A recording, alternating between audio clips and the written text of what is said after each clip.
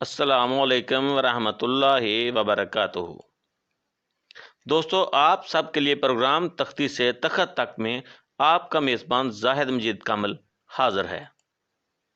آپ نے بچپن میں سال، 2 سال یا 3 سال تک تختی ضرور لکھی ہوگی۔ شاید آپ مختلف زبانیں بھی جانتے ہوں گے۔ اگر آپ نے ان کے حروف کی شکلیں مختلف محسوس کی ہوں گی تو وہاں ان کی تعداد پر بھی غور کریں۔ ہر زبان میں حروف تہجی کی تعداد مختلف ہے۔ مثلا اردو کے 39، انگریزی 26، عربی 28، فارسی میں 32 ہے۔ اب آ جائیں میری تحقیق کی طرف۔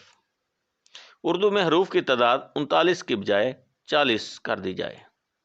اکثر ہم لفظ بولتے ہیں یا، یقین، یلغار وغیرہ۔ ان میں استعمال ہونے والی چھوٹی یہ اور بڑی یہ نہیں ہے۔ یہ حروف بے کی طرح کا ہے۔ اگر حروف تہجی میں بے، یہ، پے، تے، ٹے سے پڑھا جائے، یہ اس حروف کو شامل حروف ابجد کیا جائے۔ شاعر زاہد مجید کامل۔